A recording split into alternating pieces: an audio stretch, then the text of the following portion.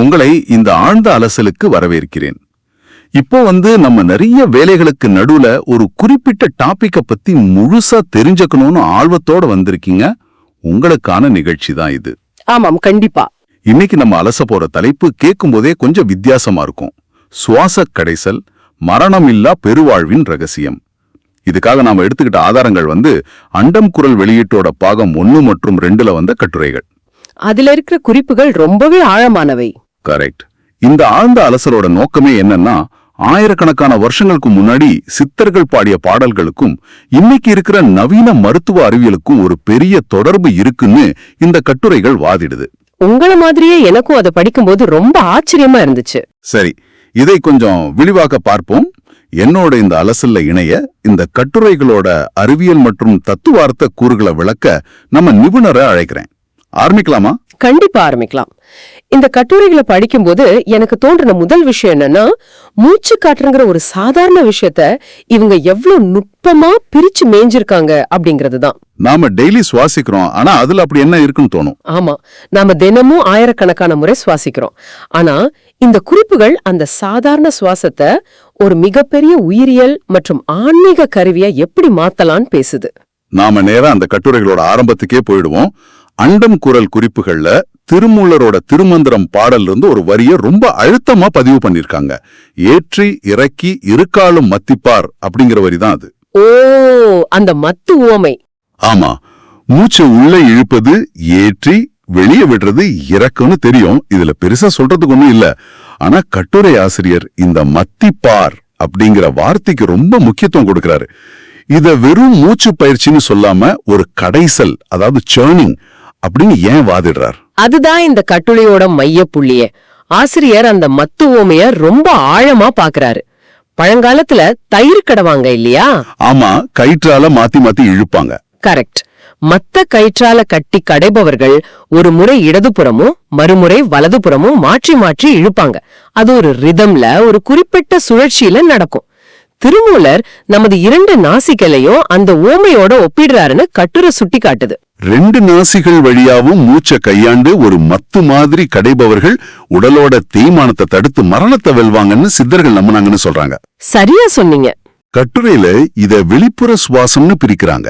அதாவது ஒரு நாசிய அடைச்சிட்டு ஆழமா காத்த உள்ள இழுக்கும் போது அந்த காற்று வெறும் நெஞ்சோட நிக்காம நேரா அடிவயிறு வர போகணும்னு சொல்லியிருக்காங்க. அதுதான் அந்த தயிர் கடையும் மத்து மாதிரி செயல்படுது. ஆனா கட்டுரையில இன்னொரு சுவாரஸ்யமான வாதம் வருது. இப்படி அடிவயிறு வர மூச்சு இழுத்து நுரையீரலோட மூளை முடுக்குகள் எல்லாம் காற்றை நிரப்பும் போது அது ரத்தத்துல 100% ஆக்சிஜனை ஏத்துதுன்னு சொல்றாங்க. சாதாரண சுவாசத்துக்கும் இந்த கடைசல் சுவாசத்துக்கும் மெடிக்கலா என்ன வித்தியாசம் இருக்கு? இதுல ஆச்சரியப்பட வைக்கும் விஷயம் என்னவென்றால், நாம சாதாரணமான நினைச்சிட்டு இருக்கிற சுவாசத்துக்கும் அவங்க சொல்ற முறைக்கும் உள்ள அனாட்டமி வித்தியாசம்தான். உடற்கூறியல் வித்தியாசம். ஆமா, கட்டுரையில உதரவிதான சுவாசம், அதாவது டயாப்ரக்மேட்டிக் பிரீத்திங் பத்தி மெடிக்கலா ரொம்ப விரிவாக பேசியிருக்காங்க.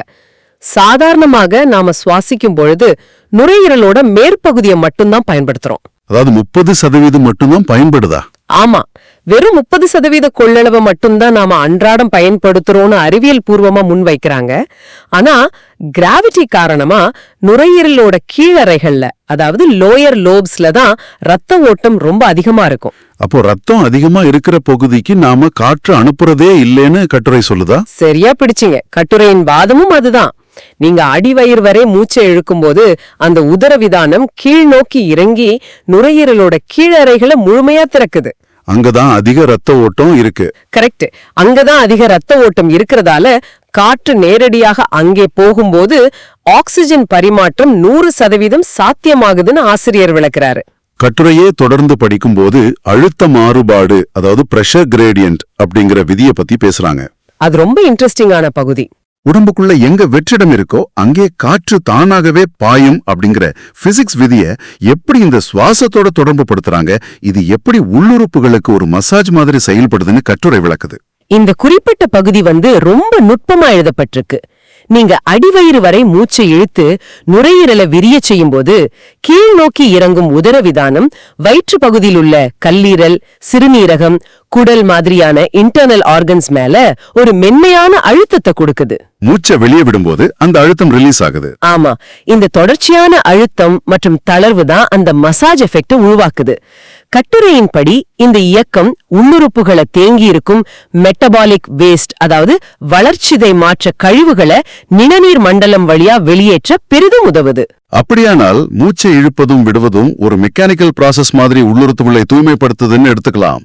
ஆனா கட்டுரையில மூச்சை இழுத்து நிறுத்துறது பத்தி ஒரு நரம்பியல் வாதத்தையும் முன்வைக்கிறாங்களே. சுயாட்சி நரம்பு மண்டலம் சம்பந்தப்பட்ட விளக்கம். ஆமா, அது என்ன ஆட்டோனாமிக் நர்வஸ் சிஸ்டம் கனெக்ஷன்? அங்கதான் நரம்பியல் அறிவியலை கொண்டு வராங்க.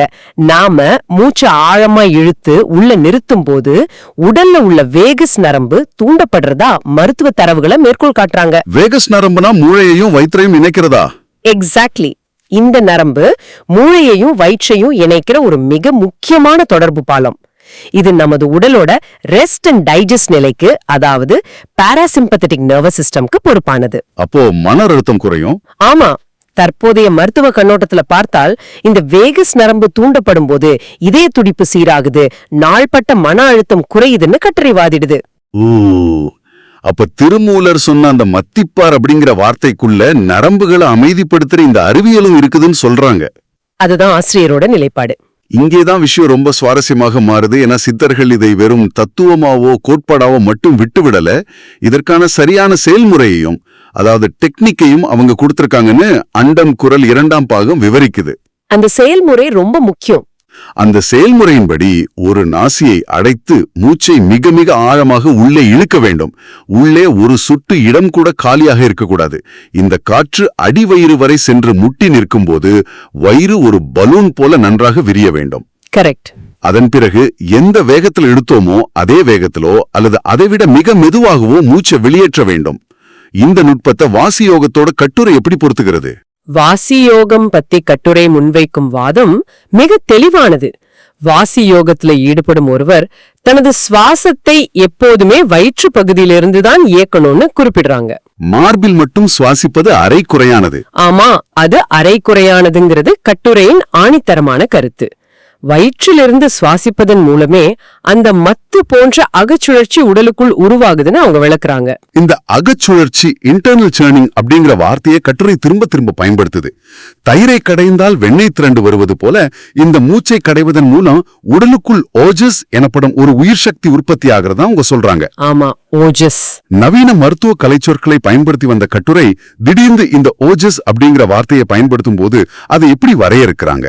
இது ஏதோ மாயாஜால சக்தி என்கிறார்களா, இல்ல இதற்கும் உயிரியல் விளக்கம் கொடுக்கறாங்களா? கட்டுரையின் ஆசிரியர் இதை ஒரு மாயாஜால சக்தியா பார்க்கல, மாறாக உடலோட மிக நுண்ணிய முழுமை பெற்ற உயிரியல் ஆற்றலாகவே ஓஜஸ பாக்குறார். எப்படி பால்ல தயிர் உறைஞ்சு அதை கடந்து வெண்ணெய் எடுக்கிறோமோ அது போலவா? அதேதான். உடலோட அடிப்படை ஆற்றலை இந்த அகச்சுழற்சி மூலம் செம்மைப்படுத்தும் போது உருவாவதுதான் ஓஜஸ் கட்டுரை விளக்குது.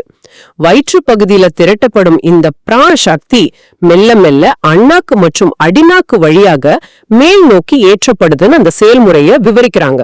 மூலக்கட்டுரையில் ஒரு வரியை மிக அழுத்தமாக பதிவு செய்திருக்காங்களே, இதை செய்ய தவறினால் வாசியோகத்தின் முழு பலனும் கிடைக்காதுன்னு. ஆமா, அதாவது வயிற்று சுவாசம் இல்லாம செய்யப்படும் எந்த மூச்சு பயிற்சியும் வெறும் காற்றோட்டமே தவிர உயிர் சக்தியை திரட்டாது என்பது அவங்க வாதம். அந்த குறிப்பிட்ட வரி பலருக்கு ஒரு புதிய திறப்பா இருக்கலாம். சரி, இவ்வளவு நன்மைகள் இருக்குது, இது இவ்வளவு சக்தி வாய்ந்த ஒரு பயிற்சியும் கட்டுரைகள் சொல்லுது. ஆனா அதே கட்டுரைகள்ல மிக தெளிவான ஒரு எச்சரிக்கையும் கொடுக்கப்பட்டிருக்கிறத நாம கவனிக்க முடியுது. அதை நாம இங்க பதிவு செய்வது முக்கியம்னு நினைக்கிறேன். முற்றிலும் உண்மை. கட்டுரையின் ஆசிரியர்களே ஒரு மிக முக்கியமான டிஸ்க்ளைமரை சொல்லியிருக்காங்க. இது சக்தி வாய்ந்த பயிற்சி என்பதால் இதை படிப்பவர்கள் உடனே அதீதமா முயற்சி செய்துவிடக் கூடாதுன்னு எச்சரிக்கிறாங்க. குறிப்பா யாருக்கெல்லாம் இந்த எச்சரிக்கை? இதய நோய், தீவிர சுவாச பிரச்சனை அல்லது ஆஸ்துமா போன்ற பாதிப்புகள் உள்ளவங்க முறையான மருத்துவ ஆலோசனை அல்லது தகுந்த குருவின் வழிகாட்டுதல் இல்லாம இந்த பயிற்சியை தீவிரமாக செய்யக்கூடாதுன்னு கட்டுரையில் தெளிவாக குறிப்பிடப்பட்டிருக்கு. பலவந்தமாக மூச்சு அடக்குவதோ திணிப்பதோ விபரீதத்துல முடியலாம். ஆமா, அது அவங்களோட தெளிவான நிலைப்பாடு. அந்த எச்சரிக்கை ரொம்பவே அவசியமானது. சரி, இந்த அலசலோட இறுதி பகுதியை நெருங்குறோம். முதல் பாகத்துல அனாட்டமி, நியூராலஜி பத்தி பேசிய கட்டுரை 2ஆம் பாகத்தின் இறுதியில அண்டத்துல உள்ளதுதான் பிண்டத்திலும் அப்படிங்கிற சித்தர்களின் தத்துவத்தை நோக்கி நகருது. ரொம்ப ஆழமான தத்துவம் அது. இந்த பிரபஞ்சத்துல உள்ள விதிகள் தான் நமது உடலுக்குள்ளும் செயல்படுகின்றன என்ற இந்த தத்துவத்துக்கும் நாம் அலசிட்டு இருக்கிற மூச்சு பயிற்சிக்கும் என்ன தொடர்பு இருக்கிறதாக கட்டுரை முடிக்குது. இத பெரிய அளவிலான கண்ணோட்டத்துல பார்த்தோம்னா கட்டுரை ஒரு மிக சுவாரஸ்யமான கருதுகோளை முன்வைக்குது. நமது நுரையீரல் அப்படிங்கிறது நாம் அன்றாடம் பயன்படுத்தும் பகுதிகளை தாண்டி எண்ணற்ற ரகசிய பைகளை, அதாவது சீக்ரெட் பாக்கெட்ஸ் உள்ளடக்கியதுன்னு அவங்க சொல்றாங்க. அந்த ரகசிய பைகளுக்குள்ள காற்று போகுமா? ஆமா, அந்த பகுதிகளுக்குள் எப்போது முழுமையாக காற்று சென்று திரும்புகிறதோ அப்போது மனித உடல் தனது வழக்கமான உயிரியல் எல்லையை தாண்டி செயல்படத் தொடங்குது. அப்படி நடக்கும்போது நமது உடலை சுற்றியுள்ள மின்காந்த களம் அல்லது ஆரா ஒரு இரும்பு கவசம் போல மாறி நம்மை பாதுகாக்கும் என்று இந்த கட்டுரையின் இறுதிப் பகுதி ஆழமா விளக்குது. சாதாரண நிலையில சிதறி கிடக்கும் நமது ஆற்றல் இந்த ஓஜஸ் மூலம் ஒன்று திரட்டப்பட்டு எந்த ஒரு புறத்தாக்கமும் நம்மை பாதுகாக்காதபடி ஒரு கவசமாக மாறுது என்பதுதான் கட்டுரையின் இறுதி முடிவு. ஆமா, திருமூலரின் மத்து உவை மேல ஆரம்பிச்சு ஒரு முழுமையான சுழற்சிய இந்த கட்டுரைகள் முடிச்சு வைக்குது. தொன்மையான தத்துவ பாடல்களையும் நவீன உடற்கூறியல் விதிகளையும் இணைத்து ஒரு பாலத்தை உருவாக்க இந்த கட்டுரைகள் பெருமளவு முயற்சி செய்திருக்கு. நாம் இன்று பல விஷயங்களை இந்த கட்டுரைகளின் வழியாக அலசியிருக்கிறோம். நுரையீரலோட கீழறைகளை திறப்பது, அங்கு உருவாகும் பிரஷர் கிரேடியன்ட் மூலம் உடலின் உள்ளுறுப்புகளை சுத்தப்படுத்துவதுன்னு பல கோணங்களை பார்த்தோம். வேகஸ் நரம்பை தூண்டி மன அழுத்தத்தை குறைப்பது பத்தியும் பேசணும். ஆமாம்.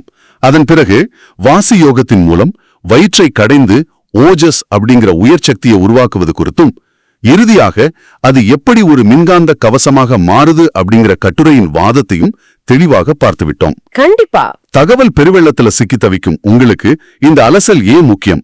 நமது அன்றாட வாழ்வில நாம் சந்திக்கும் மன அழுத்தம், பதற்றம், சோர்வு ஆகியவற்றுக்கு நாம் பெரும்பாலும் வெளியேதான் தீர்வுகளை தேடுறோம். ஆனா இந்த கட்டுரைகளோட வாதங்களை நாம் கவனித்தால் நமது உடலோட முழு திறனையும், குறிப்பா அந்த 30% 100% நுரையீரல் திறனை பயன்படுத்துவதற்கான கருவி நம்மிடமே, அதுவும் நம் மூச்சுக்காற்றிலேயே இலவசமாக இருக்குதுன்னு புரியுது. இது கண்டிப்பா சிந்திக்க வேண்டிய ஒரு விஷயம்தான். சரி, விவாதத்தை நிறைவு செய்வதற்கு முன் ஒரு புதிய கோணத்தை நீங்க சுயமாக சிந்தித்து பார்க்க வேண்டும்னு நான் விரும்புறேன்.